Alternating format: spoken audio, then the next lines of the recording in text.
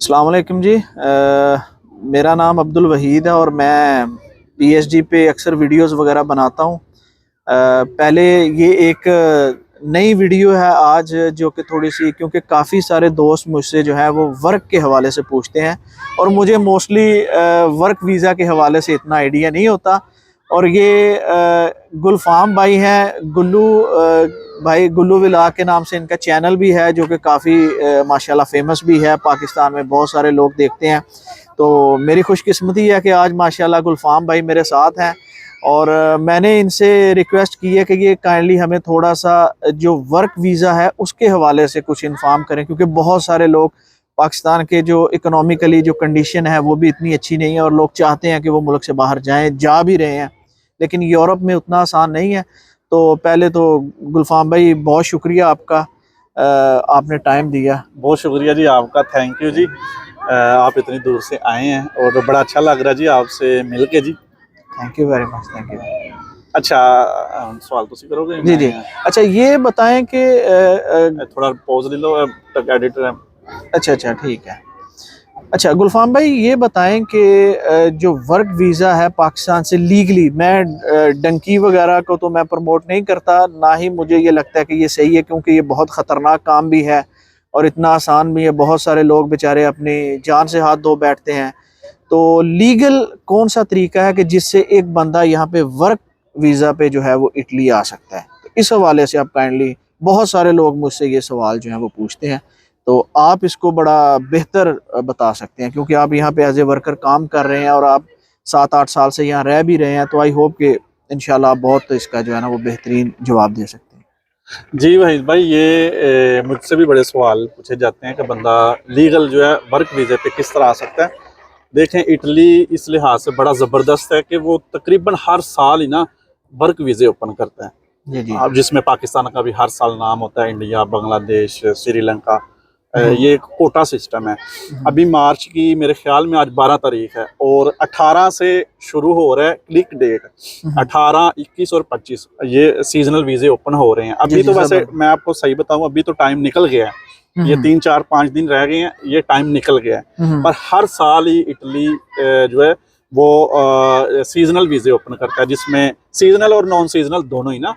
जो सीजनल में ये होता है कि एग्रीकल्चर का काम हो गया, या समुंदर पे जो रेस्टोरेंट वगैरह होते हैं इधर हो गया, और जो दूसरे सीजनल काम होते हैं ये ओपन होते हैं हर साल, अगले साल भी ओपन होने हैं। ठीक है, तो उसके लिए तरीकाकार देखें वहीद भाई, बहुत सारे बंदे ये समझते हैं कि पता नहीं हम एम्बेसी में जाएंगे और उनको बोलेंगे जी हमें वीज़ा दे दें, या कोई ऐसी वेबसाइट है जिधर से हमने अप्लाई करना है और वीज़ा मिल जाना है। ऐसा कोई नहीं। बहुत सारे मुझे पूछते हैं बंदे कि भाई हमें कोई वेबसाइट बताएं जिधर से अप्लाई होना है। दोस्तों, कोई ऐसी वेबसाइट नहीं है जिधर से आपको वीज़ा मिलना है। ये इसी तरह का सिस्टम है जैसे सऊदी अरब में नहीं होता, आपको कोई स्पॉन्सर करता है तो आप जाते हैं, बिल्कुल यही तरीका है। उधर तो सिर्फ अरबी लोग स्पॉन्सर कर सकते हैं, इधर पाकिस्तानी भी स्पॉन्सर कर सकते हैं। जी जी। और पाकिस्तानी वही स्पॉन्सर कर सकते हैं। दोस्तों, ये मेरी बात आपने बड़े गौर से सुननी है। हर बंदा आपको स्पॉन्सर नहीं कर सकता।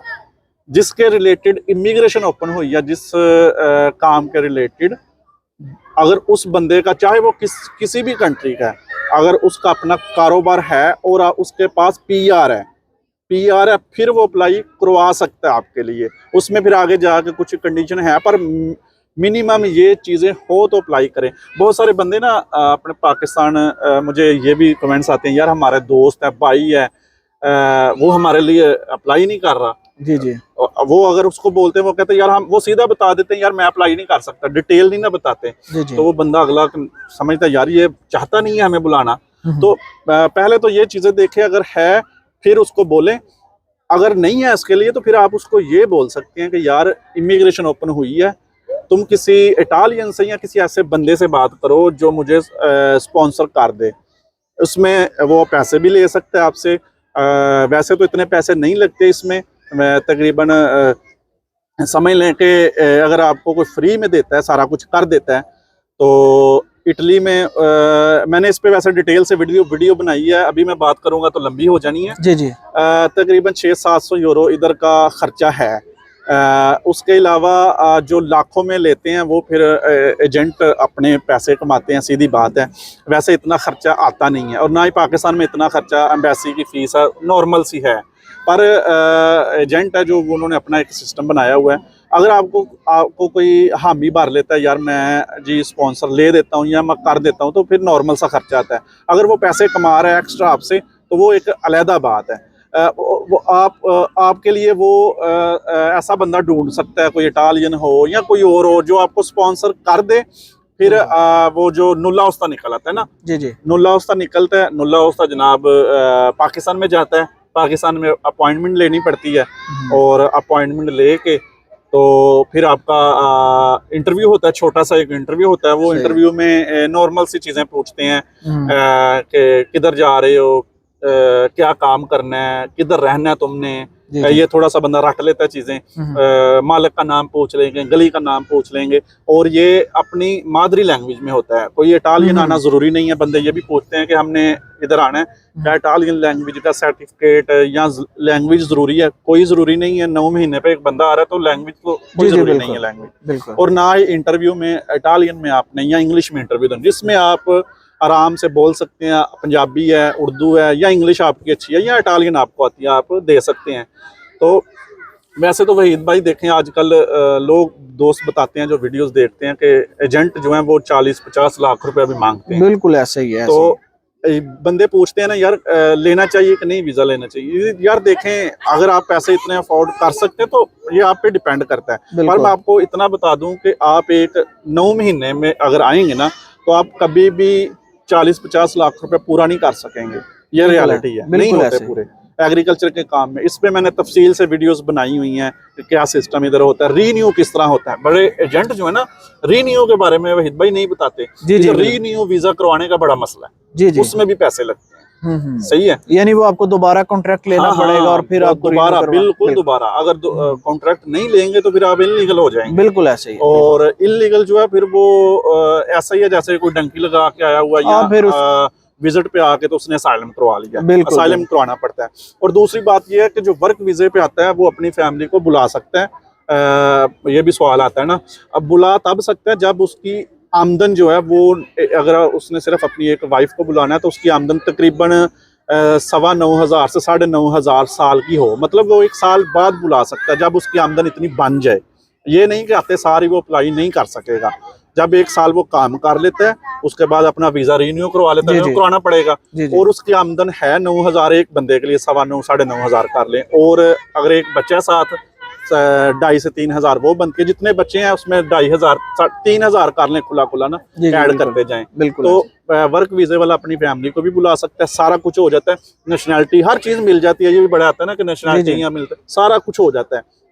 तो जनाब ये डिपेंड आप पे करता है, आपने किस तरह वीज़ा लेना है, एजेंट के थ्रू लेना है या खुद लेना है, क्या सिस्टम करना है आपने। तो वहीद भाई ये मेरा हकीकत है जनाब, जी बिल्कुल, जो मैंने बता दी है। बिल्कुल, पैसे बहुत लोग ले रहे हैं जी जी, और लेकिन आपने बड़ी डिटेल से, और मेरा ख्याल है कि आपने हर चीज़ कवर कर दी है कि जो एक मोस्टली पाकिस्तानियों के जहन में जो चीज़ें आती हैं कि ये कैसे होगा, कौन करेगा।